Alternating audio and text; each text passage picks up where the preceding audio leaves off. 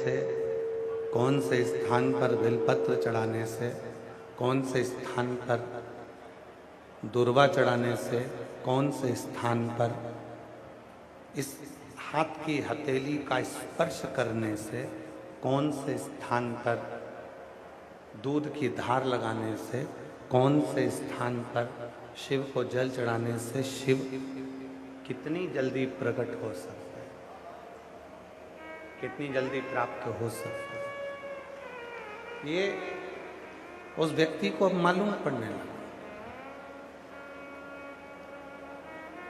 पूरे शरीर में नस हैं,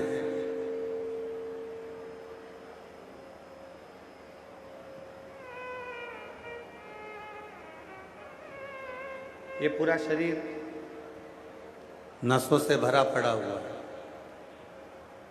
सब नाड़ियां शरीर के अंतर्गत है।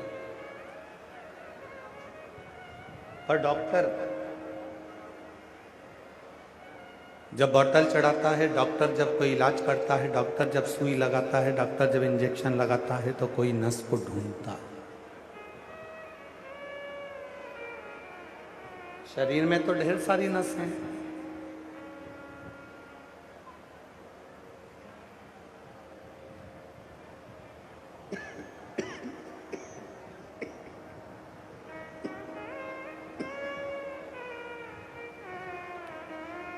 शरीर में तो बहुत सारी नसें हैं, बहुत सारी नाड़ियां शरीर के अंतर्गत है।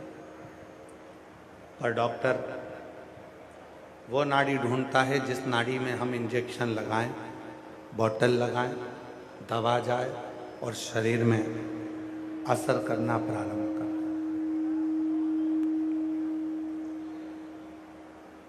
वो दवा जिस नाड़ी में जाएगी, जिस नस में जाएगी, वहाँ से वो असर करना चाहिए, वो असर करेगा। डॉक्टर वो नाड़ी, वो नस ढूंढने का प्रयास करता है, डॉक्टर वो नस ढूंढता है।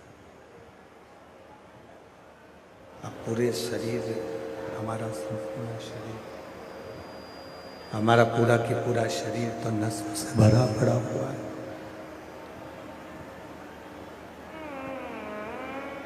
जब हमारा पूरा की पूरा शरीर नसों से भरा पड़ा हुआ है, नाड़ियों से भरा पड़ा है, तो फिर वो नस क्यों ढूंढी जाए? अरे आवाज नहीं जा रही है आशीष, उधर बाहर आवाज नहीं है। नसों को, जब पूरा शरीर हमारा नसों से भरा पड़ा है, जब हमारा पूरा शरीर नाड़ियों से भरा पड़ा है, फिर डॉक्टर को नस ढूंढने की जरूरत क्यों है? इसलिए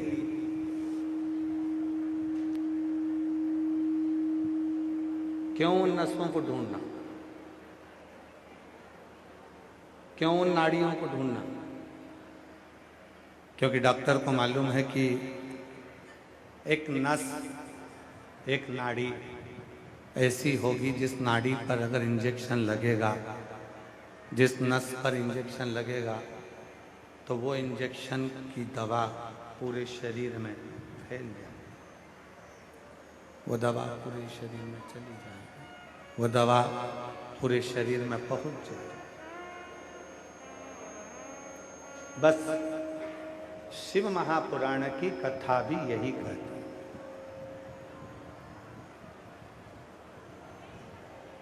शिव महापुराण ने करा क्या?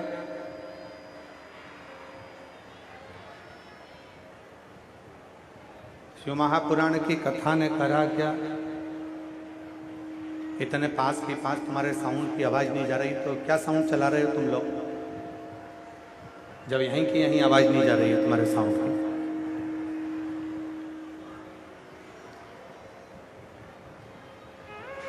शिव महापुराण भी यही कहती है, भगवान शंकर की कथा भी यही वर्णन करती है कि शिव महापुराण ने व्यक्ति के जीवन में, वेद व्यास जी वर्णन करते हैं, मानव के शरीर में जो तकलीफ है, मानव के शरीर में जो दुख है, मानव के शरीर में जो कष्ट है, कौन से स्थान पर जल चढ़ाकर, कौन से स्थान पर दूध चढ़ाकर, कौन से स्थान पर बिलपत्र चढ़ाकर हम उस सुख को प्राप्त कर सकते।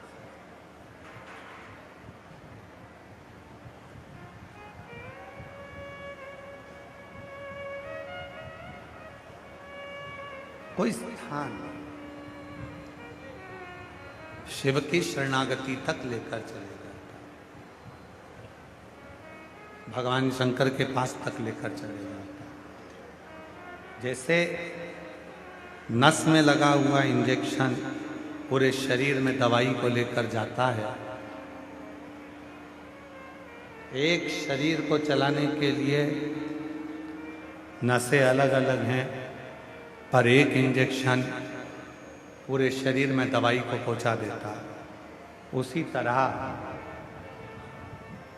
33 कोटि देवताओं को ढूंढने के लिए अलग अलग नहीं जाना, भगवान को ढूंढने के लिए अलग अलग स्थान पर हमें नहीं जाना।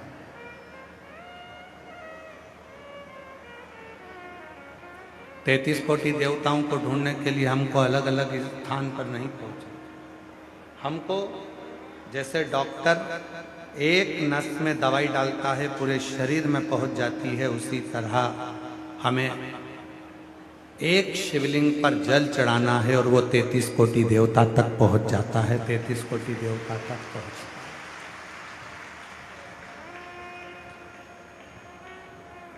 है। एक लोटा जल सारी समस्या का।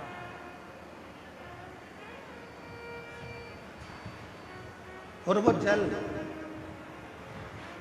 जो तुम भगवान शिव को समर्पित कर रहे हो, वो जल जो तुम भगवान शंकर को चढ़ा रहे हो, वो विश्वास का होना चाहिए।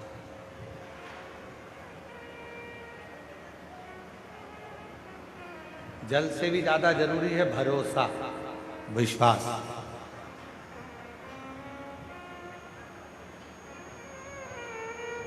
जल से भी ज्यादा दृढ़ होना चाहिए तुम्हारा विश्वास, जल से भी ज्यादा प्रबल होना चाहिए तुम्हारा भरोसा।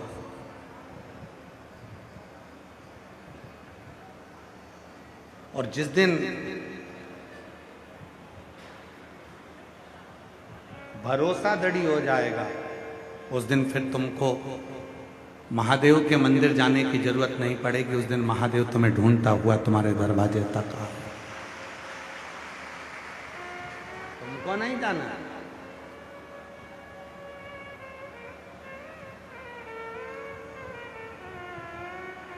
हरियाणा के घरोंडा की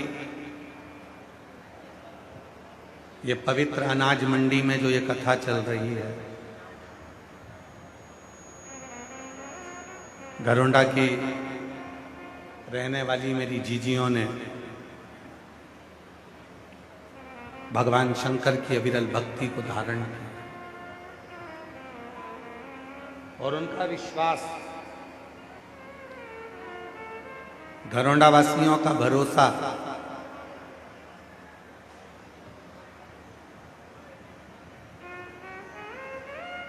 कहते हैं हरियाणा के लोगों में एक सबसे बड़ी खूबी होती है। हरियाणा के लोगों में एक सबसे बड़ी खूबी होती है कि हरियाणा का व्यक्ति एक बार जिसका हाथ थाम लेता है, मरते दम तक उसका हाथ नहीं छोड़ता।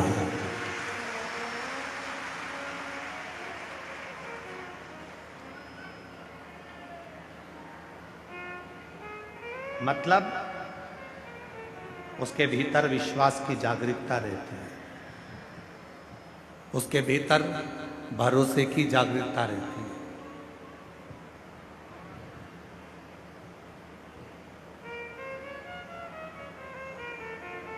उसके भीतर परमात्मा के समर्पण की जागरूकता रहती है, इसलिए उस भरोसे में, उस विश्वास में वो जीता है, भटकता नहीं है और ना भटकने देता।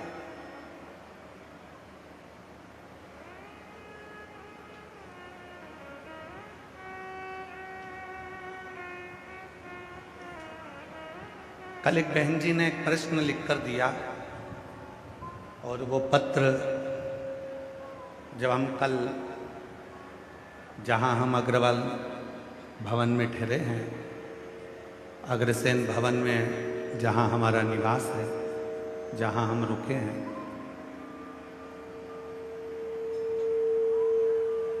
उस अग्रवाल धर्मशाला से, अग्रसेन भवन से जब हम आ रहे थे तो कोई एक बहन ने एक पत्र दिया था। वो पत्र हमने वहीं पर दे दिया था। फिर हम कथा कर कर गए तो उस पत्र को पढ़ा।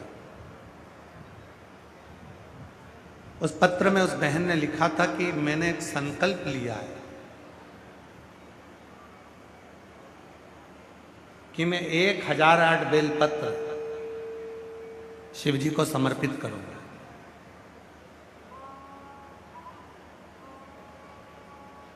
आप मुझे बता सकते हैं कि 1008 बेलपत्र शंकर भगवान को कैसे चढ़ाऊं?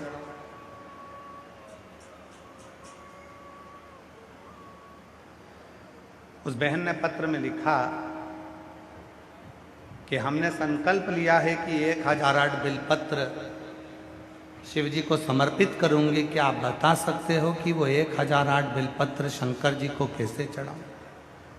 थोड़ा सावधानी से सुनना उस बेटी के प्रश्न, उस बहन के प्रश्न।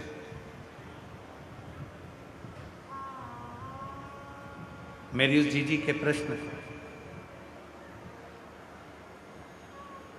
क्या आप बता सकते हैं कि वो 1008 बेलपत्र मुझे शिव जी को चढ़ाना है तो मैं कैसे चढ़ाऊं? अगर वो बहन जो अग्रसेन भवन में पत्र दी थी, अगर वो बैठी हो तो खड़ी हो सकती है, और अगर नहीं आई हो तो टीवी के माध्यम से भी सुन सकती है। कि वो पत्र में लिखा कि मैं 1008 बेलपत्र शिव जी को चढ़ाना चाहती हूं, उसको कैसे चढ़ाऊं? तो आपसे निवेदन है, शिव महापुराण की कथा कहती है अगर 1008 बेलपत्र आप शिव जी को चढ़ाना चाहते हो तो पहले 1008 बेलपत्री के पेड़ लगाओ, तब जाकर 1008 बेलपत्र शिव जी को चढ़ाओ।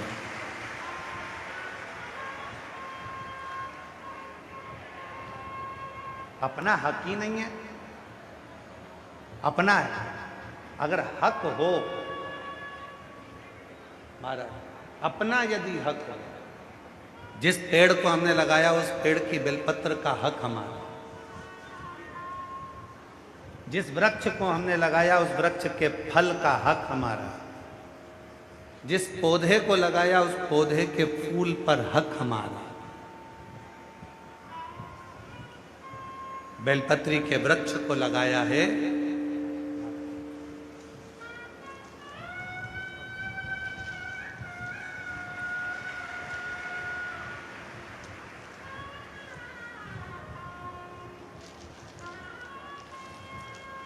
हमारे बीच में दंडी स्वामी महामंडलेश्वर श्री सवितानंद महाराज जी पधारे। एक बार जोरदार ताली बजाकर उनका स्वागत।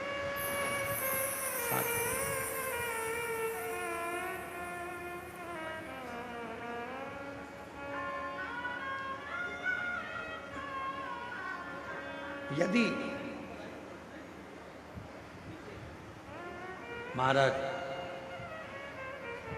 1008 बेलपत्र यदि आप शिव जी को समर्पित कर रहे हैं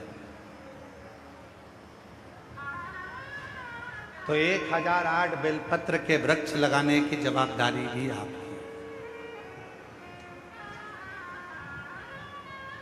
हो सकता है आपको हमारी बात का बुरा लग जाए, हो सकता है हमारी बात का आपको बुरा लग जाए, पर जिस पौधे को लगाया उस पौधे के फूल पर हक अपना होता है, जिस वृक्ष को लगाया उस वृक्ष के फल पर हक अपना होता है, और जिस बेलपत्र के वृक्ष को लगाया उस बेलपत्र के वृक्ष की पत्तियों पर भी हक अपना होता है। फिर आप तोड़कर उसे शिव को समर्पित कर सकते।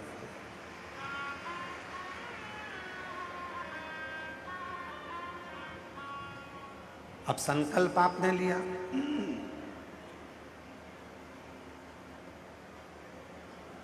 कि 1008 बेलपत्र तोड़कर मैं चढ़ाऊंगी। संकल्प आपने लिया। गला पकड़ रहा है भाई मेरे। संकल्प आपने लिया है कि 1008 बेलपत्र, यह माइक अच्छा है कि ये सही है? 1008 बेलपत्र तोड़कर मैं शिव जी को चढ़ाऊंगी, समर्पित करूंगी। अब संकल्प आपने लिया है तो वृक्ष वो होना चाहिए जिस वृक्ष को आपने रोपित किया, जिस वृक्ष को आपने लगाया।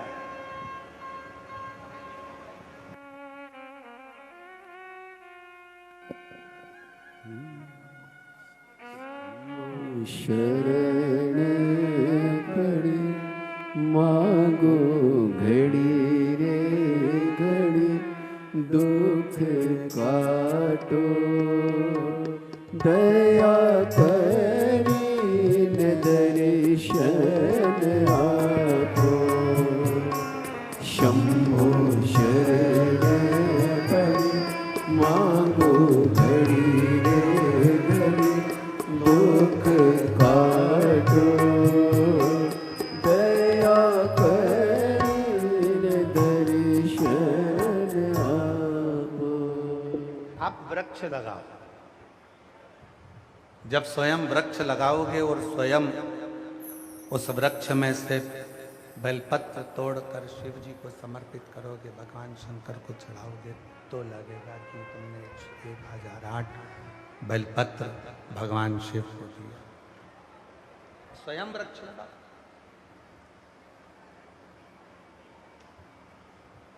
उमा संहिता, उमा संहिता को अगर बन सके, आप सुन रहे हो ठीक है, और यदि बन सके तो आप गीता प्रेस गोरखपुर की शिव महापुराण लेकर आओ और उसको पढ़ो, उसकी उमा संहिता को पढ़िए।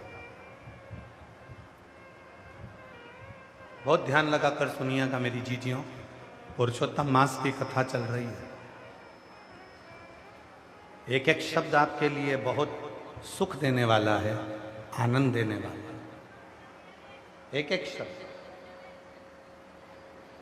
उमा संहिता को पढ़िए।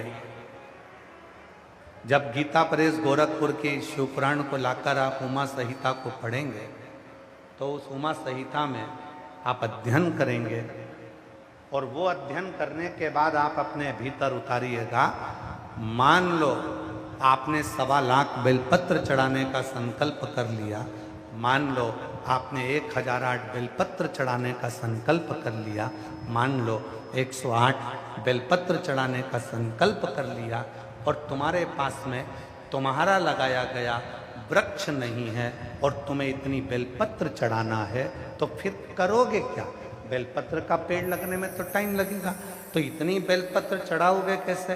तो फिर उमा संहिता ने कहा, उमा संहिता में वर्णन आता है, एक बार माता पार्वती जी ने भगवान शंकर को प्राप्त करने के लिए 1.25 करोड़ बेलपत्र के पत्र शिव को समर्पित करने का संकल्प ले लिया। उनकी सखियां बेलपत्र के पत्र तोड़कर लाती हैं तो भी वो 1.25 करोड़ नहीं हो पाते। तब माता पार्वती जी को लगा कि मेरा संकल्प अधूरा रह जाएगा। तब माता पार्वती जी तुमरुका जी के पास गई और तुमरुका जी से पूछा, तुमरुका जी बताओ 1.25 करोड़ बेलपत्र चढ़ाना है शिव को प्रसन्न करने के लिए, मैं क्या करूं? तुमरुका जी ने कहा, मां एक बेलपत्र लेकर आओ, उस बेलपत्र को सूखने के बाद उसका चूरा बनाओ, जितना बारीक चूरा हो सके उतना बारीक कर लो और उस चूरे को शिव जी पे समर्पित कर दो। वो 1.25 करोड़ बेलपत्र के सुख के बराबर सुख प्रदान कर। एक बेलपत्र के पत्र में भी वो फल है, वो लाभ है जो 1.25 करोड़ बेलपत्र के बराबर सुख हमको प्रदान कर दे। एक बेलपत्र।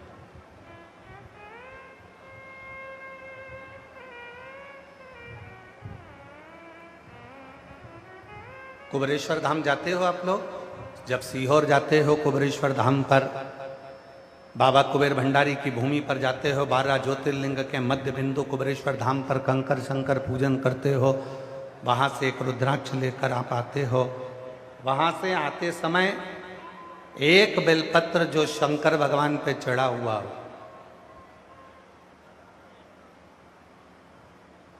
कंकर शंकर शिला पर चढ़ाओ, शिवलिंग पे चढ़ाओ, या कहीं कंकर की पूजन हुई हो वहां पर भी अगर कोई चढ़ा हुआ बेलपत्र तुम्हें मिल जाए, उसको लेकर आ जाओ और उस बेलपत्र को सुखा कर रख लो। उस बेलपत्र को सुखा कर रखो। जब लगे तुमको कि मेरा ये वाला काम उलझ रहा है, मेरा ये काम अटक रहा है, उस बेलपत्र का थोड़ा सा चूरा मुख में लेकर उस व्यक्ति से बात करने चले जाओ। 3 महीने के अंदर वो कार्य पूर्ण होकर रहता है।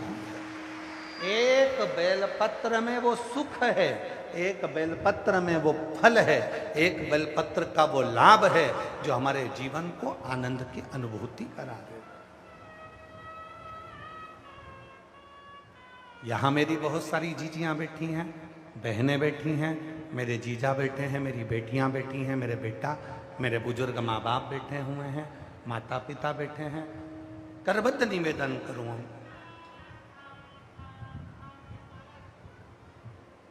1.25 लाख बेलपत्र चढ़ाना है, 108 बेलपत्र चढ़ाना है, 1008 बेलपत्र चढ़ाना है, 1.25 करोड़ बेलपत्र चढ़ाना है। एक बेलपत्री के पत्र को सुखाकर बारीक से बारीक, बारीक से बारीक, बारीक से बारीक जब बिल्कुल महीन हो जाए, उसको जब समर्पित किया जाता है तो उसके कण कण की गिनती से भी करोड़ों हजारों बेलपत्र के पत्र चढ़ाने का फल प्राप्त हो जाता है। महीन से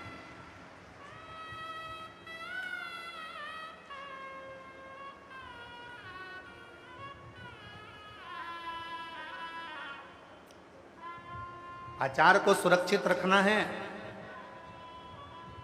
मेरी सारी जीजियां बैठी हैं, अब आम आना चालू हो गए, केरी आना चालू हो गई। आम आएंगे, केरी आएगी, आप लोग अचार डालेंगे।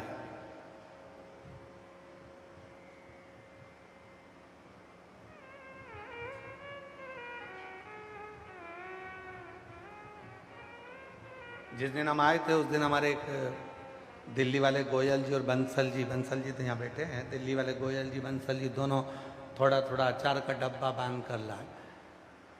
कहा गुरुजी नया डाला है। तो हमने पूछा क्यों भाई इतना अचार लाए हो, इस अचार में फाँक तो बहुत कम है और तेल ज़्यादा है। तो वो गोयल जी की धर्म पत्नी बोली ये जितना तेल में डूबा रहता है उतना सुरक्षित रहता है। हमने कहा वाह कितनी सुंदर बात कही। अचार तेल में डूबा रहेगा, सुरक्षित रहेगा। मुरब्बा चाशनी में डूबा रहेगा, सुरक्षित रहेगा। और संसार का मनुष्य शिव कथा में डूबा रहेगा तो सुरक्षित रहेगा। जो भगवान की भक्ति में डूबा है, हम ये कभी नहीं बोले कि आप शंकर की शरणागति, हम कहते हैं तुम राम को भजते हो तो राम को भजो, आप कृष्ण को भजते हो तो कृष्ण को भजो, आप शिव को भजते हो तो शिव को भजो, आप जगत जननी दुर्गा भवानी को भजते हो तो जगत जननी दुर्गा भवानी को भजो। आप जो आराधना, जो साधना आप दिल से करते हो, आपकी जो मर्जी हो वो भजो, पर उसमें डूब जाना, उसमें जितने डूबते चले जाओगे उतने सुरक्षित होते चले जाओगे, उतने सुरक्षित। डूबना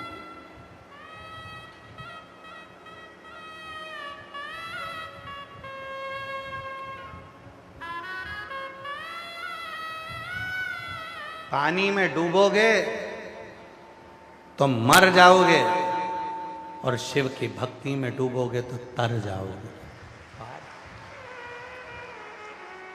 पानी में डूबने वाला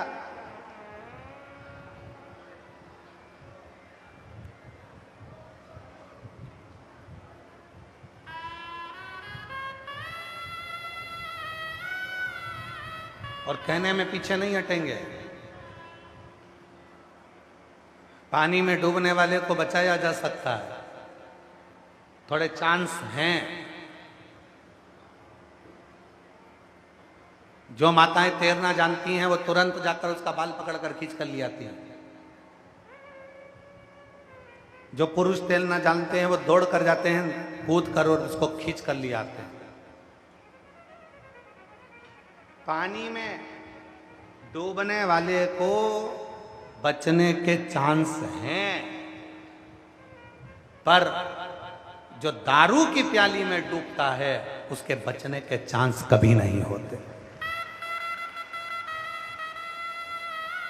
पानी में डूबने वाले को बचाया जा सकता है, पर प्याली में डूबने वाले को बचाना कठिन पड़ जाता है, क्योंकि पानी में डूबेगा तो केवल एक डूबेगा, और प्याली में डूबा उसका बेटा भी एक दिन रोएगा, बेटी भी रोएगी, पत्नी भी रोएगी, माँ भी रोएगी, बाप भी रोएगा, जिंदगी भर उसका रोने में निकल जाएगा। जी थोड़ा बच्ची, थोड़ा।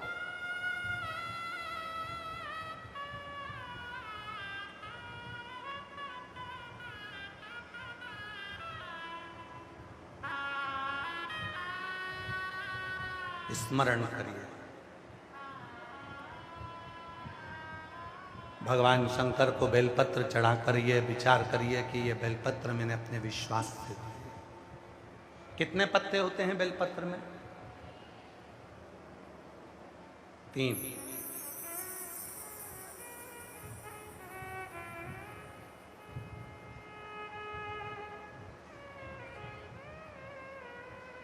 कितनी लक्ष्मी होती है? अष्टलक्ष्मी। उस लक्ष्मी में भी 3 लक्ष्मी मूल मानी गई है।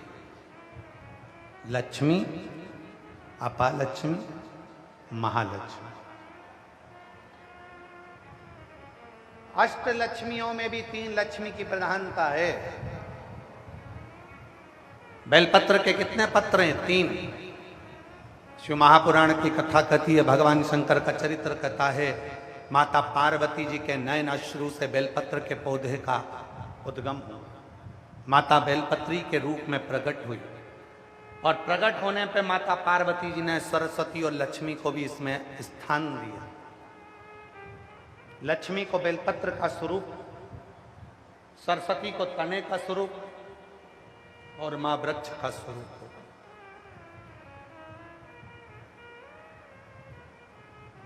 जब ये बेलपत्र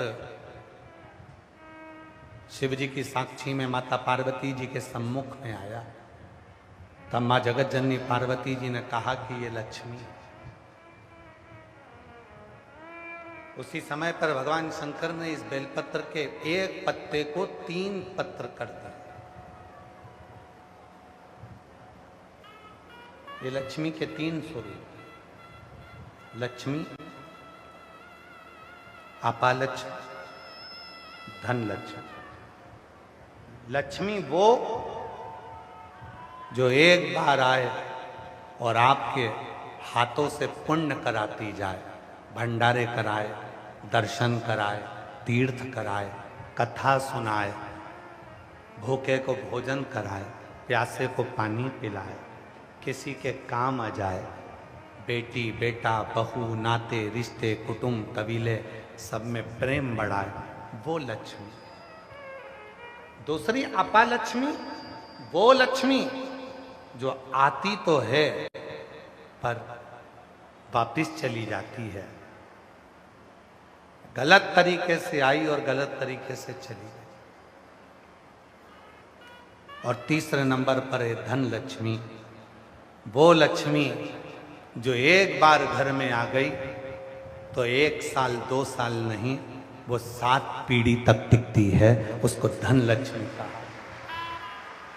धन लक्ष्मी। लोग कहते हैं गुरु जी, एक बेलपत्र चढ़ाने से कितना फल मिलता है? शिव महापुराण की कथा में कुमार खंड के अंतर्गत, शिव महापुराण की कथा में कुमार खंड में लिखा, एक बेलपत्र का मात्र स्पर्श कर लेने पर, मात्र स्पर्श कर लेने पर 3 लक्ष्मियां हमारे ऊपर कृपा करना प्रारंभ कर देती। एक बेलपत्र का मात्र स्पर्श कर लेना।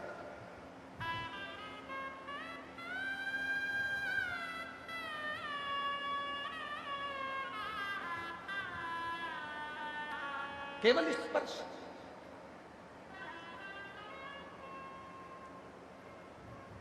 एक काशी में कथा करी थी, पहले नंबर वाली, दूसरी वाली नहीं, पहली वाली कथा।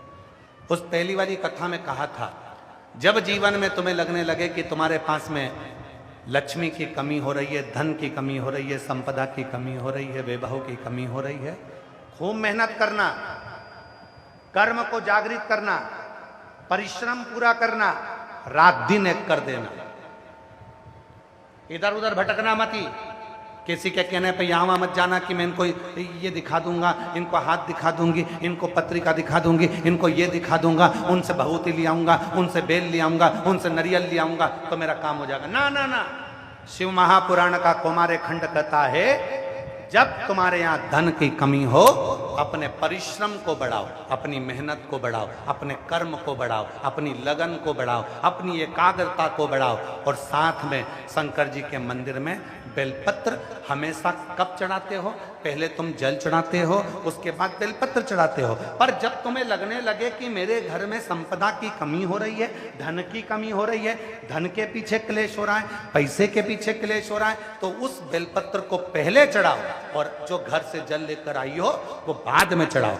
और जब तुम उस जल को बाद में चढ़ाओगी और बाद में चढ़ाने के बाद उस चढ़ी हुई बेलपत्र को अपने घर लेकर आओगी, रखो रात भर, फिर दूसरे दिन उस बेलपत्र को वापस लेकर जाओ, फिर नया बेलपत्र चढ़ाया, पुराना बेलपत्र वहीं छोड़कर आई, फिर नया बेलपत्र चढ़ाया, पुराना बेलपत्र वहीं छोड़कर आई। ये क्रम जो 21 दिन तक लगातार कर लेता है, 22वें दिन वो खुद कह सकता है कि मेरे घर में अब भगवान ने हाथ पकड़ लिया, मेरे घर में संपदा देना प्रारंभ कर। एक बेलपत्र में लक्ष्मी, अपालक्ष्मी, धनलक्ष्मी, 3 लक्ष्मियों का भाव कौमार्य खंड वर्णन करता है कि एक बेलपत्र के पत्र में वो सुख होता, वो आनंद हो।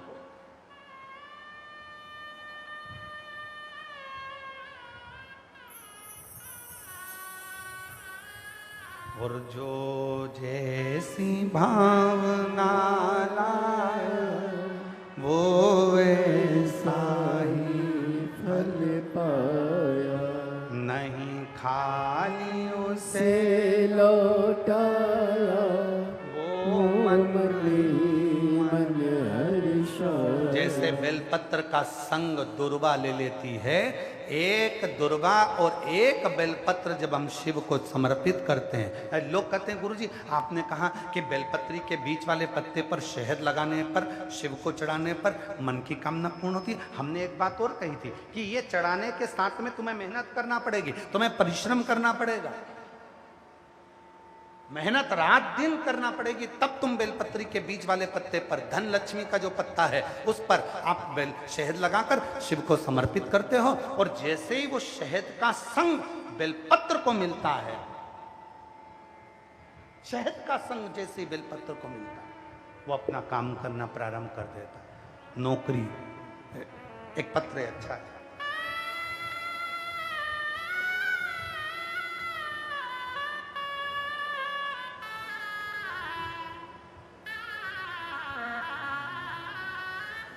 जो जैसी भावना लाया वो वैसा ही फल पाया। देखिए मेरा नाम सविता विश्वकर्मा है, मैं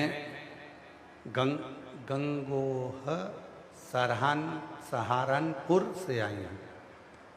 कहीं बैठी हों तो हाथ हिला सकती हैं। मेरा नाम रविता है विश्वकर्मा, मैं गंगोह सहारनपुर से आई हूँ। मेरे पति की नौकरी छूटे 2 वर्ष हो गए थे, कर्जा भी बहुत हो गया था। मेरी बहन ने मुझे बताया कि सीहोर वाला बाबा कथा करता है, कहीं बैठी हों तो आ सकती हैं। आप लोग हैं, आ जाओ आ जाओ, आ जाइए, बेलपत्र लेकर जाइए। मेरी बहन ने मुझे बताया कि सीहोर वाला बाबा कथा करता है, तो कथा को सुन। एलईडी पर पत्र चल रहा है, चल रहा है, तो कथा को सुन। आप लोग पढ़ सकते हैं पत्र को। कथा करता है तो कथा को सुन। श्री शिवाय नमस्तुभ्यम का जप कर। बाबा मेरी बहन सीहोर गई, मेरे लिए कंकर शंकर जी को लेकर आई और मैं कंकर शंकर को जल चढ़ाती। प्रार्थना करती, बाबा तू सबकी झोली भरता है, मेरी भी झोली भर दे। बाबा मैं कभी मंदिर नहीं गई, क्योंकि मेरे ससुराल वाले दूसरे पंथ को मानते थे, तो वो मुझे मंदिर जाने से मना करते थे। गुरुदेव मैं कभी मंदिर नहीं गई, पर मेरे परिवार वाले तो आपकी कथा भी नहीं सुनने दे, तो भी मैं छुपकर मोबाइल में कथा सुनती रही। और कथा सुनती, एक दिन केवल मैंने अपने पति से कहा कि तुम एक काम करो, सीहोर वाला बाबा कहता है बहुत मेहनत करो, और मेहनत के साथ में बेलपत्री के बीच वाली पत्ती पर शहद लगाकर शिव जी को चढ़े जाओ। मेरा पति हंसा, कहने लगा कि तू भी ये बाबाओं के चक्कर में फंस गई, हमारे यहाँ पर ये सब नहीं होता। मैंने मेरे पति से कहा तुम इतने साल से एग्जाम दे रहे हो, आज तक तुम्हारी सरकारी नौकरी नहीं लगी, तुम एक बार तो करो। वो सीहोर वाला बाबा कहता है जो दिल से मांगोगे वो दिल से देगा। मैंने मोबाइल के सामने बैठकर मांगा है, तुम एक बार तो बेलपत्री पर शहद लगाओ। तब मेरे पति ने बेलपत्री पर शहद लगाकर शिव को चढ़ाया, और गुरुदेव बाबा की ऐसी कृपा हुई, 15 साल से नौकरी की तैयारी कर रहे थे मेरे पति, जो नौकरी नहीं मिल रही थी, और बाबा की कृपा से 21 अप्रैल 2025 को मेरे पति की सरकारी नौकरी लग गई। अब मैं बाबा को यहाँ धन्यवाद देने के लिए आई हूँ। अब मेरे पति की सरकारी नौकरी लग गई, मैं बाबा को प्रणाम करने आई। एक बेलपत्र पर एक पत्र और बड़ा सुंदर है।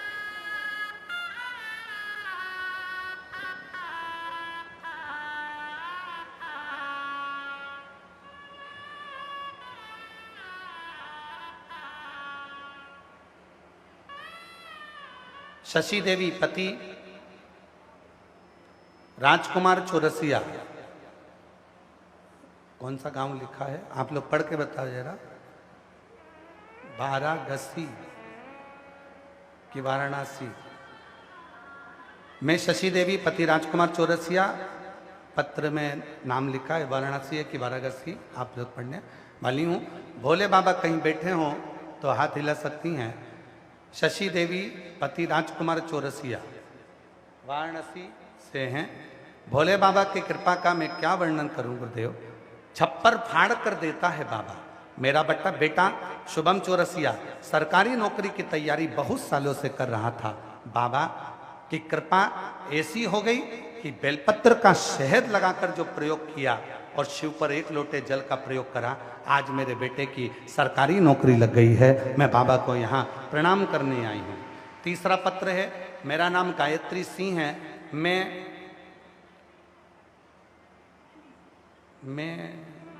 पुराना का नगर से आई हूँ। कौन सा गाँव? आप लोग पढ़ लो जो भी लिखा है। मेरा नाम गायत्री सिंह है, मैं बुढ़ाना मुका नगर से आई हूँ। मेरा बेटा 2021 से सरकारी नौकरी की तैयारी कर रहा था, पर उसका हो नहीं रहा था। शंकर भगवान की कृपा से 10 साल से वो तैयारी करते करते हार गया, तो भी 1-2 नंबर से रह जाता था। तब मैंने बेटे से शहद और बेलपत्र का उपाय किया था। भगवान भोलेनाथ ने मुझे छप्पर फाड़ कर दे दिया। पहली नौकरी में ही 15 सालों के बाद मेरे बाबा की कृपा से ऐसी कृपा होगी, 10 सालों के बाद मेरी यहाँ नौकरी मेरे बेटे की लगी। और बाबा की कृपा से 15 साल से मेरे यहाँ पर पोता नहीं था, बाबा की कृपा से मेरे यहाँ पोता भी हो गया। मैं शिव को नमन करने के लिए आई हूँ, प्रणाम करने के लिए।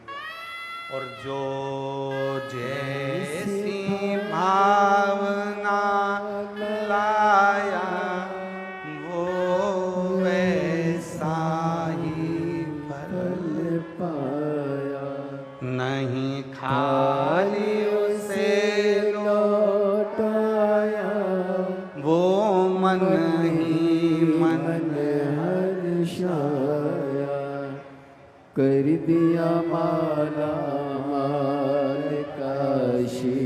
15 साल के बाद पति की नौकरी लगी है, एक बार जोरदार ताली बजाएं।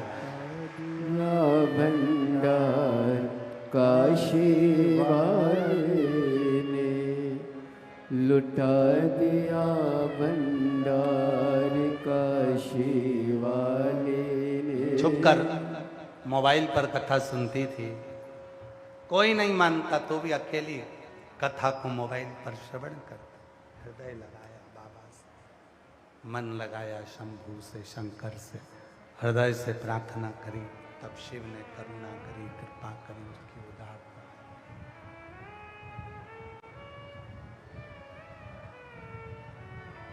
ये शिव है, ये शंकर है, ये उघड़दानी, ये त्रिकालदर्शी, ये कैलाशी, ये अविनाशी।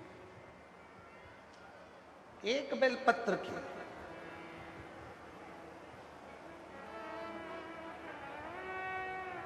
जिस दिन दुनिया समझ जाएगी ना कि बेलपत्र में कितना फल है, एक बेलपत्र। और मैं घरोंडा की अनाज मंडी में चल रही हरियाणा की इस पवित्र भूमि पर जो कथा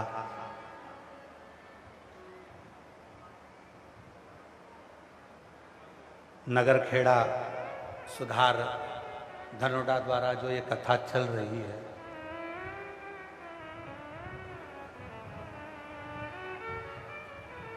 बहुत विशाल विशाल कथाओं में बहुत विशाल विशाल जजमान भी मिले। सबने कहा, बहुत दूर दूर से लोग आते हैं, गुरुजी आप उनको एक बेलपत्र देकर केवल भेज देते हो, हम रुपट्टे बुलवा देते हैं, जो भी आपके पास बेलपत्र लेने आए आप उसको रुपट्टा उड़ा देना। किसी ने कहा हम माला ला देते हैं, आप माला पिना देना। किसी ने कहा हम गिफ्ट ला देते हैं, कोई आपके पास बेलपत्र लेने आए तो गिफ्ट दे देना। हम उनको एक ही बात कहते रहे, वो गिफ्ट, वो रुपट्टा, वो माला सब शून्य है। अगर कुछ प्रबल है तो व्यासपीठ की एक बेलपत्र प्रबल है जो दी जाती है। ये साधारण नहीं है,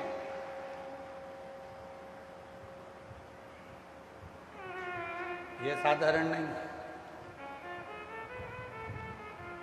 जैसे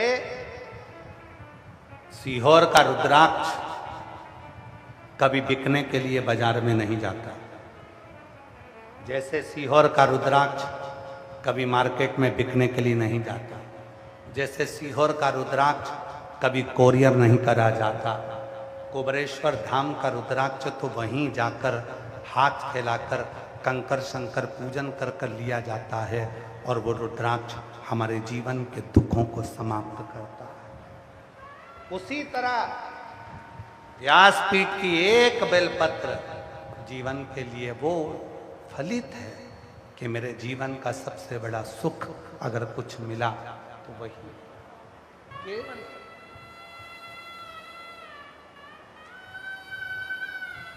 मेरी जीजियों, मेरे जीजाओं, मेरी बेटियों, मेरे बेटाओं, मेरे बुजुर्ग माता पिता, ध्यान रखना कुछ नहीं है, कुछ नहीं।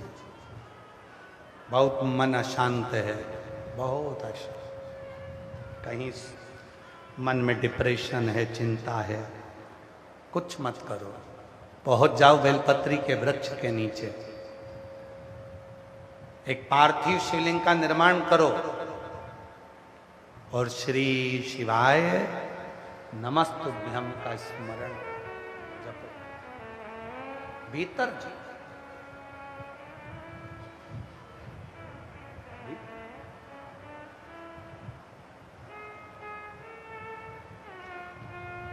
सबके सामने अगर मंत्र जप रहे हो, सब लोग देख रहे हैं, तो मौन होकर मंत्र जपो, और जब एकांत में मंत्र का जप करो तब आवाज निकाल कर मंत्र का जप करो। श्री शिवाय नमस्तुभ्यं, श्री शिवाय नमस्तुभ्यं, श्री शिवाय नमस्तुभ्यं, श्री शिवाय नमस्तुभ्यं। उस मंत्र का उच्चारण कर, ये शरणागति का वो मंत्र है कि जो जीवन में मनुष्य को सुख प्रदान करे।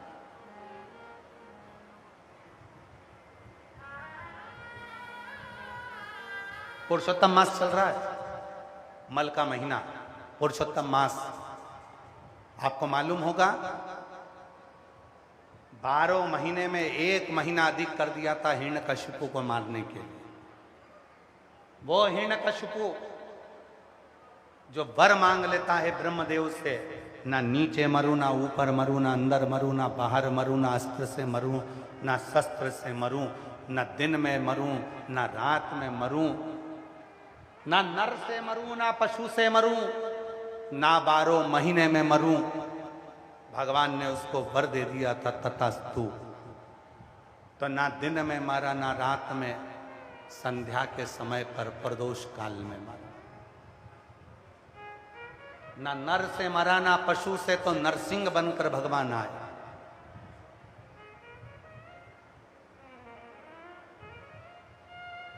ना अंदर मरा, ना बाहर, तो देहली पर मरा।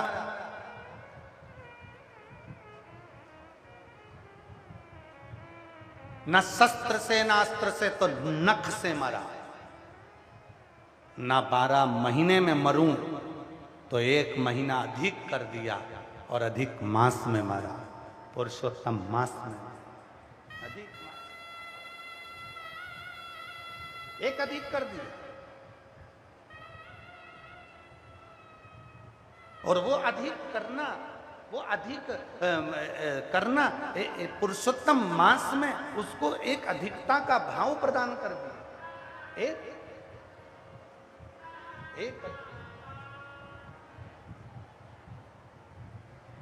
एक अधिक। अब वो जो महीना था मलमास, जो महीना मलमास का जो निकला, मलमास का जो महीना हुआ जिसमें हिरण्यकशिपु मरा था, उस महीने को किसी ने स्वीकार नहीं करा। कोई उस महीने को स्वीकार नहीं करता, कोई भी उस महीने को स्वीकार नहीं कर रहा। और ये केवल मलमास की कथा नहीं है, संपूर्ण जगत के प्रत्येक मनुष्य की कथा है।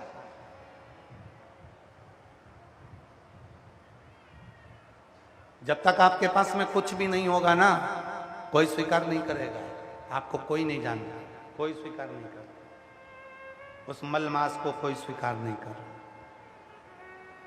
कोई भी स्वीकार नहीं करा। रोता रहा वो मलमास।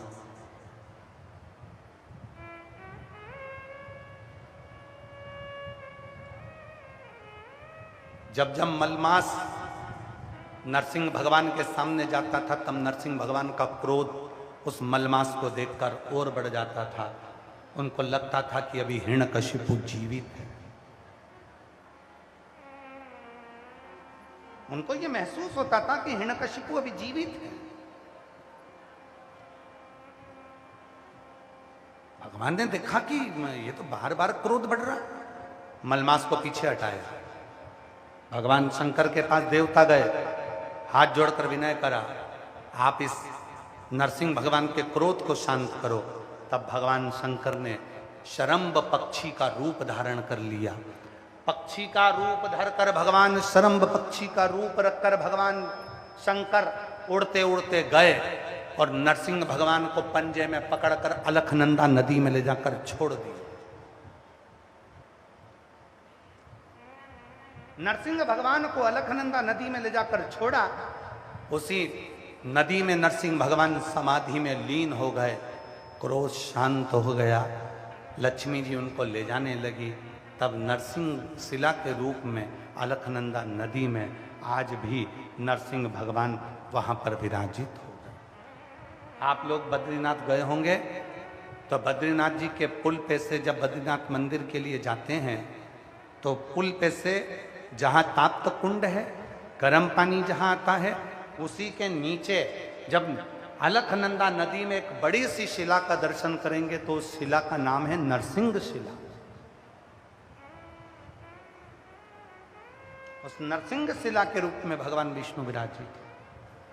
पर वो जो मलमास था वो बड़ा दुखी था, क्योंकि उसको सम्मान नहीं मिल रहा, उसको आदर नहीं मिल रहा।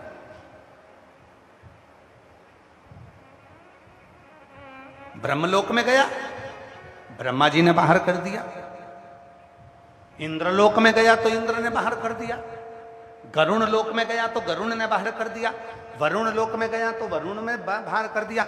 जितने लोक में मलमास जाता था, मलमास जितने लोक में गया, जो 1 महीना अधिक करा था 12 महीने में, वो मलमास बार बार जहां जाता था सब उसे भगा देते थे। तब वो आखिरी बार मन में सोच लिया मलमास ने कि अब आखिरी बार जा रहा हूं भगवान विष्णु के पास में।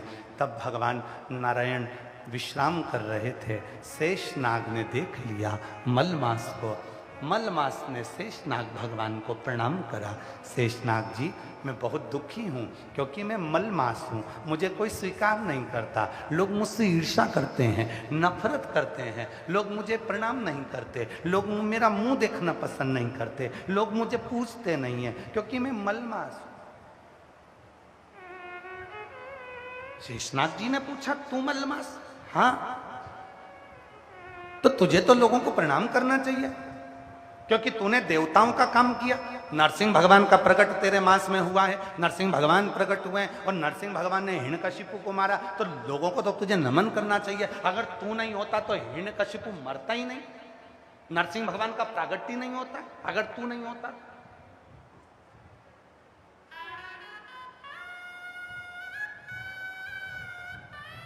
शिव पुराण की यह पुरुषोत्तम मास की कथा प्रत्येक मनुष्य को सुनना चाहिए, प्रत्येक मनुष्य।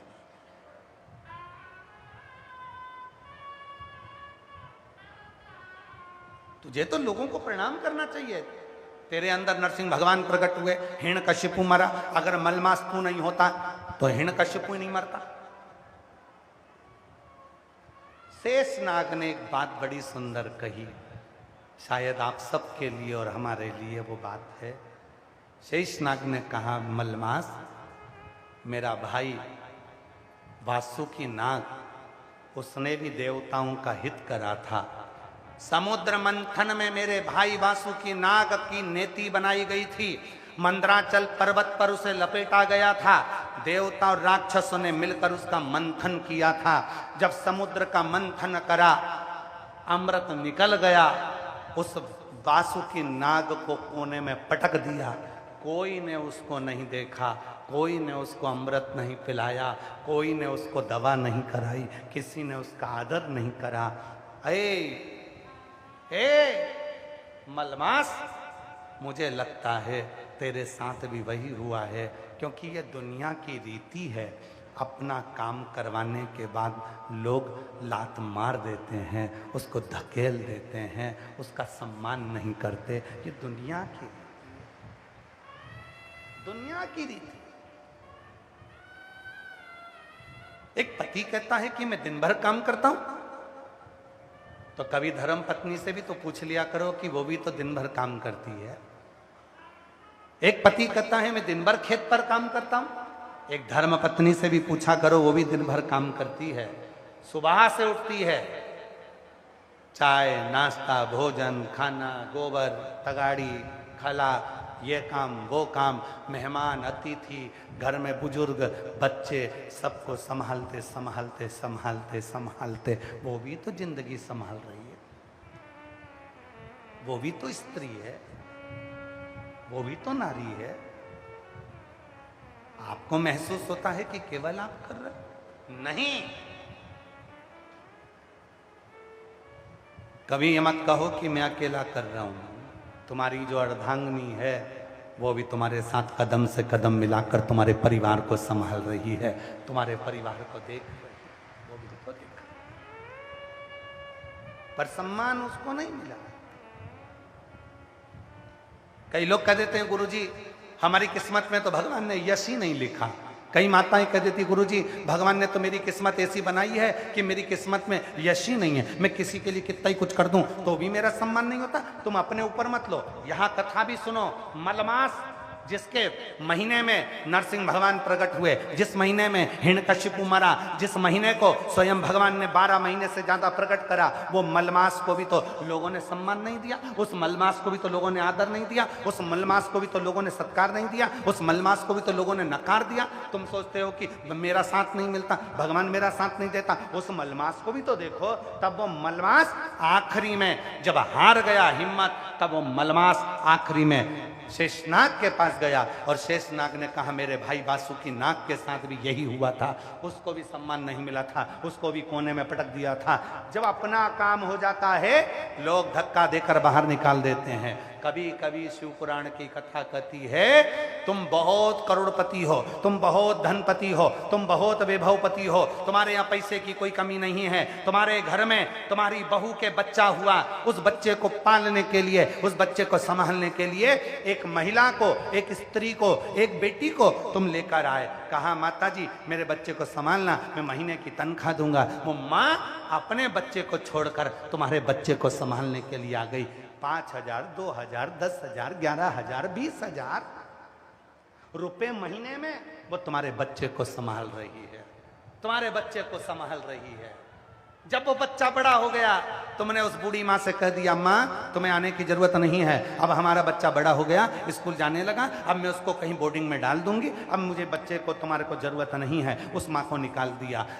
एक घर के सेठ की, एक घर के मालिक की जवाबदारी होती है कि तुम्हारे बहू के बच्चे को, तुम्हारे बच्चे को जिस महिला ने पाल पोस कर गोदी में 10 साल, 8 साल, 5 साल, 3 साल, 2 साल, 4 साल बड़ा किया है, अगर उसकी जवाबदारी भी तुम्हारी बनती है। कभी उसकी जिंदगी में अगर दुख आए तो थोड़ा 2-5 हजार का सहयोग देना, ये तुम्हारी जवाबदारी है। उसका बीमारी में साथ देना, ये तुम्हारी जवाबदारी है।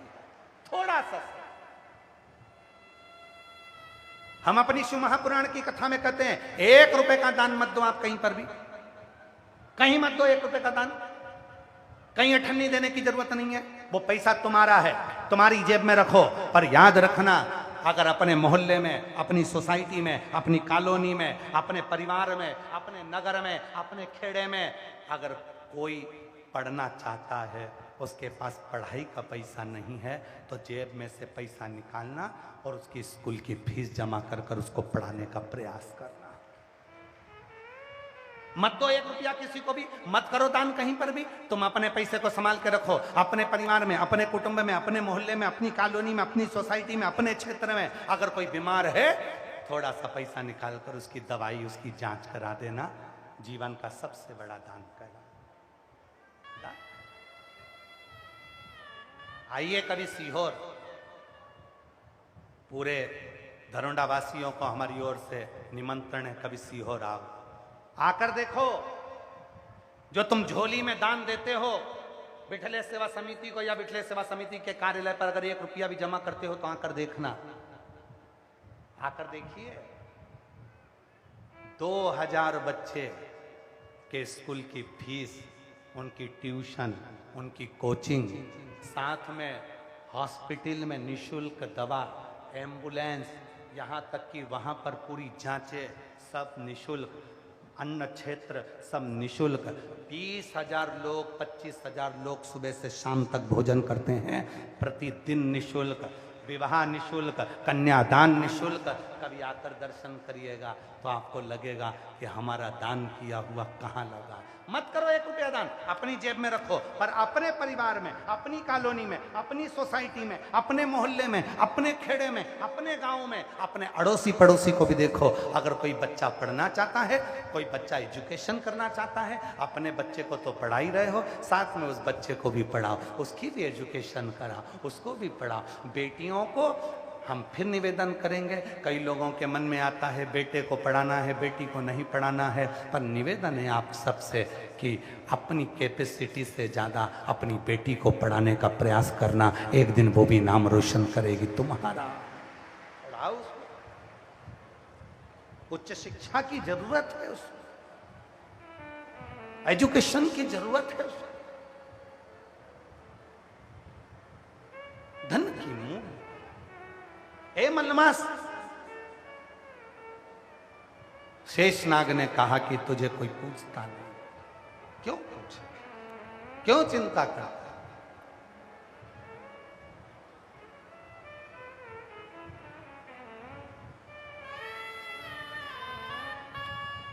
कुरुक्षेत्र कौन कौन गया है? हाथ उठाओ जल्दी से, सब गए हो?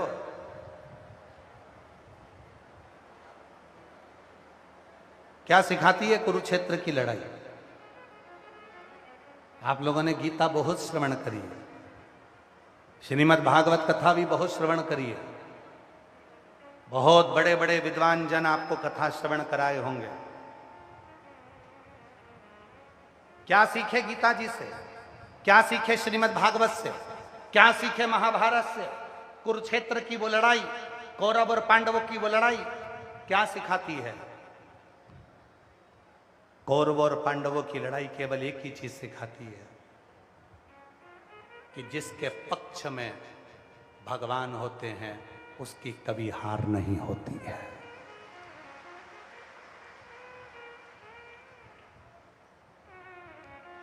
भगवान को अपने पक्ष में करो, और हम दुनिया को अपने पक्ष में कर रहे हैं। मोबाइल चला रही थी, एक ग्रुप से किसी ने ब्लॉक कर दिया, टेंशन में आ गई। मेरे को किसने निकाला?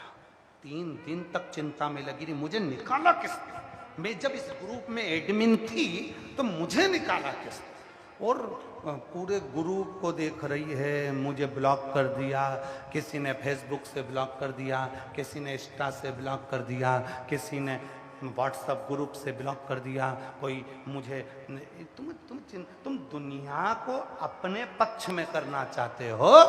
और याद रखना, संसार के लोगों को अपने पक्ष में करोगे तो दुर्योधन जैसे हार जाओगे, और अगर उस कृष्ण को, राम को, शिव को अपने पक्ष में करोगे तो जीत जाओ। अपने पक्ष में भगवान को कर। पूरी गीता का सार, पूरी गीता का, पूरी महाभारत का सार है, परमात्मा को अपने पक्ष में रखो तो जवाबदारी उसकी होगी जिताने की। फिर तुम्हारे हाथ में शस्त्र नहीं भी होगा तो भी जिताएगा। भगवान कृष्ण जिसके सारथी बन गए तो फिर देखो आप, अर्जुन के कई बार बाण नहीं थे, टूट गए थे, धनुष टूट गया था, फिर भी जीता। पक्ष में कृष्ण थे। तुम्हारे पक्ष में शिव होना चाहिए, तुम्हारे पक्ष में राम होना चाहिए, तुम्हारे पक्ष में कृष्ण होना चाहिए। और बहुत सारे लोग मिलेंगे जो तुमसे कहेंगे कि भगवान को छोड़ दो, क्या राम नाम जपना, क्या कृष्ण नाम जपना, क्या शिव जी पे जल चढ़ाना, ये सब ढोंग है, ये सब प्रपंच है। शंकर भगवान पे जल मत चढ़ा, शिव जी की कथा मत सुनो, शंकर जी से हेत मत करो, शंकर जी का भजन मत करो। बहुत सारे मिलेंगे जो तुम्हें परमात्मा से दूर करेंगे। तुम अपनी बुद्धि से कहना और उसको जवाब देना, अन्न खाती हूँ, मुझे पाल पोस कर मेरे माँ बाप ने बड़ा करा है, पढ़ी लिखी हूँ, मैंने भी पढ़ाई करी है, पढ़ाने वाले मेरे पिताजी, खिलाने वाले मेरे पिताजी, साथ देने वाला मेरा पति, मेरे बच्चे, तो मैं तेरी क्यों सुनूं? मैं मेरे दिल की सुनूंगी। मेरी मर्जी, मैं चाहे ये करूं, मैं चाहे वो करूं, मेरी, मैं क्यों तेरे कहने पे चलूं? तुमने कह दिया कि भगवान को मत पूछो, तुमने कह दिया राम को मत पूछो, तुमने कह दिया कृष्ण को मत पूछो, तुमने कह दिया शिव को एक लोटा मत जल चढ़ा, तुमने कह दिया शंकर का भजन मत करो, तुमने कह दिया कथा मत सुनो। मैं क्यों ना मानूं? ये मेरा दिल कहता है, ये मेरा मन कहता है, मेरा चित्त कहता है, मेरा मन कहता है। एक पत्र में एक बहन ने लिखा, 10 साल तक मेरे घर में औलाद नहीं हुई, डॉक्टरों का इलाज करवाते रहे। एक दिन मैंने अपने घर के लोगों से कहा, सियोर वाला बाबा कहता है सफेद आंकड़े की जड़ का प्रयोग कर लो। पति ने डांट कर कह दिया, पागल जैसे काम मत कर, मूर्ख हो गई है, पढ़ी लिखी है, इतने ऊंचे पद पर होने के बाद, अधिकारी होने के बाद भी तू ऐसी बात करती, किस औहदे पर है देख तो सही। 10 साल निकल गए, जब औलाद नहीं हुई तब आखिरी में पत्नी अपने पति को हाथ जोड़कर बोली, एक बार मेरे कहने पर चलो, अपना आंकड़े की जड़ बांधते हैं। पशुपति व्रत करते हैं, और जैसे ही आंकड़े की जड़ बांधी, पशुपति व्रत करा, 3 महीने के अंदर गर्भ ठहर गया, 10 साल के बाद औलाद हो गए। 2 पत्रें अलग अलग।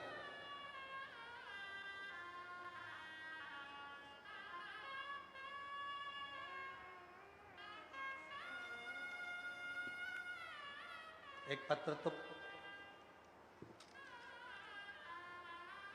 मेरा नाम विमलेश विभा है। मैं उत्तर प्रदेश जिला सहारनपुर की रहने वाली हूँ। मेरे पति का नाम विशाल वर्मा है। मैं 15 साल के बाद महादेव की कृपा से मां बनी हूँ। मैं हार चुकी थी, पत्र को आप लोग पढ़ेंगे, मैं हार चुकी थी। सब कुछ करके सभी डॉक्टरों ने मना कर दी थी कि मेरा मां बनना मुश्किल है। फिर किसी ने मुझे बताया कि पशुपति व्रत करो, तब मैं ज़्यादा विश्वास नहीं करती थी। मैंने व्रत तो किए पर मेरा मन नहीं मानता था। जब मैंने पहला व्रत किया, शाम को मंदिर में दिए लगाए तो मेरा 3 दिए बुझ गए। 3 दिए बुझ गए। वो मैं मंदिर से निकली तो पंडित जी ने आवाज लगाई, आपने दिए जलाओ।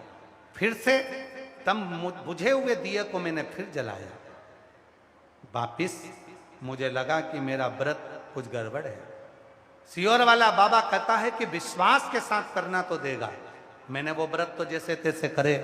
दूसरी बार हम पति पत्नी ने पूर्ण भरोसे के साथ व्रत किया और बाबा की ऐसी कृपा हुई।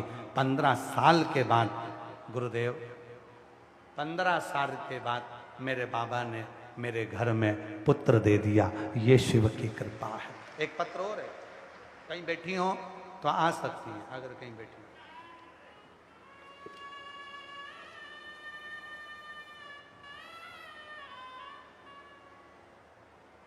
मेरा नाम बीना रानी, गांव उरलाना कला, धर्मपत्नी श्री अशोक शर्मा। हमारा फोन नंबर ये है। गुरुजी कहीं बैठी हो तो आ सकती हैं। मेरा नाम बीना रानी, गांव उरलाना कला, धर्मपत्नी श्री अशोक शर्मा। हमारा मोबाइल नंबर ये है। हम आपकी कथा 2020 से सुन रहे हैं। 1 लोटा जल का चमत्कार हमने प्रत्यक्ष देखा है।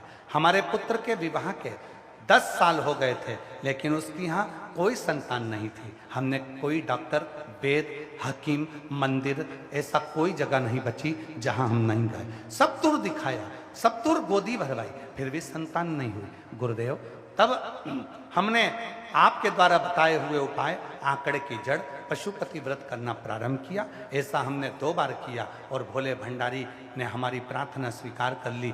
22 जनवरी 2024 को महाराज बाबा की कृपा से, मेरे घर में शिव की कृपा से, एक नहीं 2 पशुपति व्रत करे, 2 बार सफेद आंकड़े की जड़ बांधी और बाबा की कृपा से हमारे घर में 22 जनवरी 2024 को घर में 2 पुत्रों ने जन्म लिया, जिसका नाम हमने ध्रुव और शिवाय रखा है। भोलेनाथ को आज शुक्राना करने के लिए मैं यहाँ आई हूँ, बाबा को नमन करने के लिए। एक नहीं दिए, 2 दिए। एक पत्र और है। मेरा नाम रेणु भाटिया है। मैं दिल्ली की रहने वाली हूँ। मेरा मोबाइल नंबर ये है। बाबा की कृपा का क्या बखान करूं, उसकी असीम कृपा तो हमेशा हमारे परिवार पर है। गुरुदेव, मेरे बड़े सुपुत्र और पुत्र वधू के यहाँ कई वर्षों तक औलाद नहीं हुई। हिम्मत हार चुके थे। डॉक्टर ने भी कह दिया था कि कोई नस चोक होने के कारण इसको माँ का सुख नहीं प्राप्त होगा। जब हिम्मत हारे तब मैंने अपने बेटे बहू को सियोर भेज दिया। वहां कंकर शंकर की पूजन कराई, रुद्राक्ष लेकर आए। एक कंकर जो लेकर आए थे उसी पर जल चढ़ाकर मेरी बहू ने पीना प्रारंभ करा और बाबा की ऐसी कृपा हुई। 2 बार पशुपति व्रत करे, 2 बार सफेद आंकड़े की जड़ बांधी, 2 बार सियोर होकर आ गई और बाबा की कृपा से 24 जून 2025 को मेरे घर में जुड़मा 2 बच्चों ने जन्म लिया। मैं बाबा को यहाँ प्रणाम करने के लिए आई हूँ। दोनों बच्चों का फोटो लगा रही हूँ।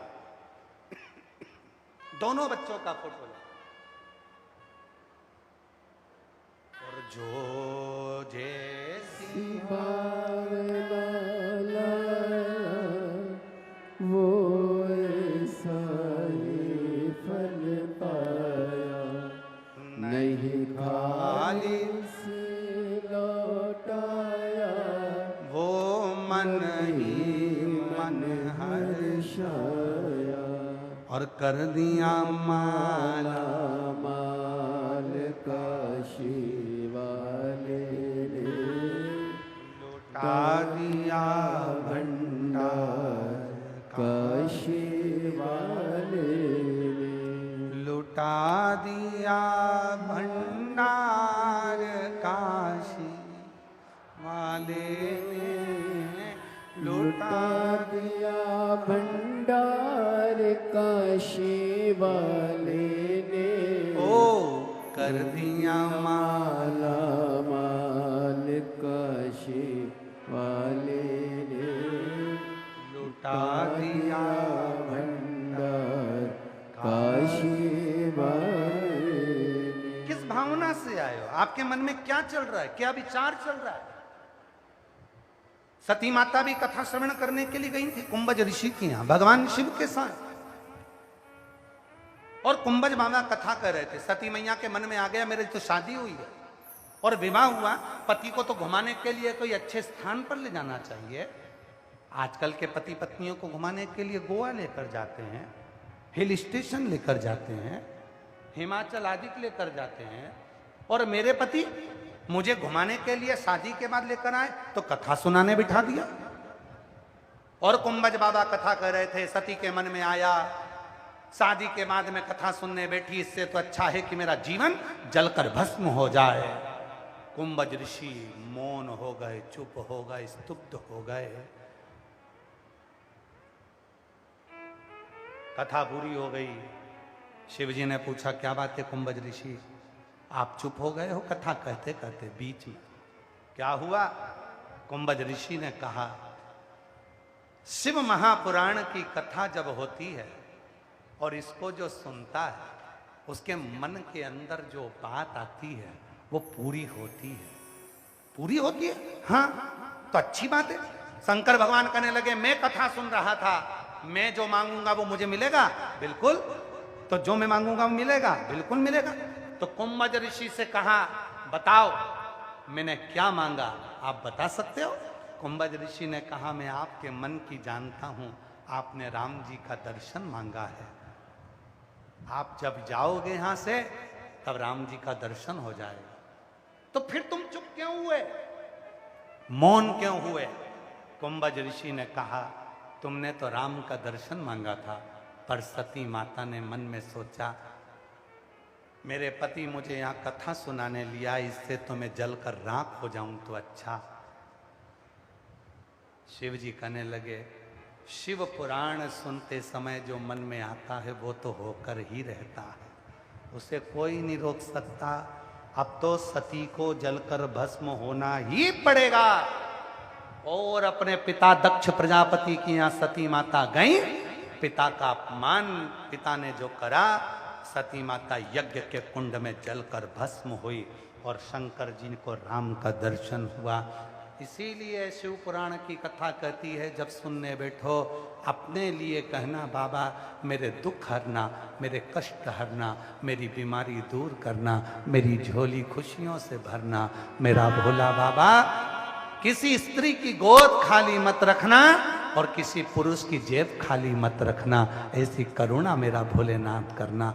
उससे हमेशा कथा के अंदर बैठकर अच्छा मांगो, अच्छा कहो, अच्छा बोलो, अच्छा विचारो, अच्छा भाव रखो, दूसरे के प्रति ईर्ष्या का भाव मत रखो।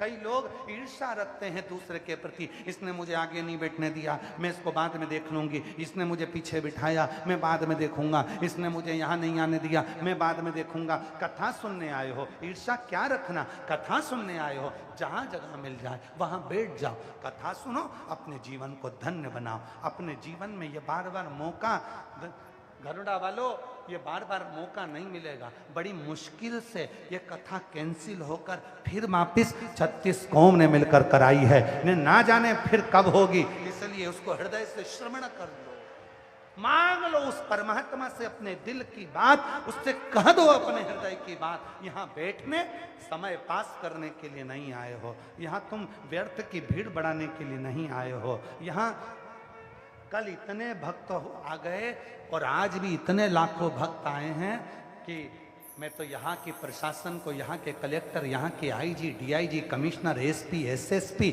यहाँ का विद्युत विभाग, यहाँ का चिकित्सा विभाग, यहाँ के सारे विभागों को, पीडब्ल्यूडी विभाग, यहाँ के सारे विभागों को धन्यवाद देता हूँ। यहाँ के टीआई, यहाँ के पुलिस कांस्टेबल, एक एक को धन्यवाद देता हूँ जिन्होंने कल इतनी भीड़ को और आज भी जो लाखों की भीड़ आई है, इसको संभालने के लिए मुस्तैदी रखी है। एक बार पूरी प्रशासन को जोरदार ताली बजाकर साधुता दीजिए। कठिन है कथा को संभालना, भागवत कथा संभालना सरल है, राम कथा संभालना सरल है, पर शिव महापुराण की कथा को संभालना कठिन है। क्योंकि कथा सुनने के लिए यहां सब शंकर के गण आते हैं। किसकी बुद्धि कैसी, किसके विचार कैसे, किसकी सोच कैसी, कितनी संख्या में आएंगे, कोई भरोसा नहीं है। लोग सोचते हैं पहले दिन तो पब्लिक कम आएगी, दूसरे दिन थोड़ी बढ़ेगी, तीसरे दिन बढ़ेगी, चौथे दिन बढ़ेगी। अब इनको क्या बताएं कि पहले दिन ही छक्का लगा दिया है। अब बताओ तो बताओ क्या।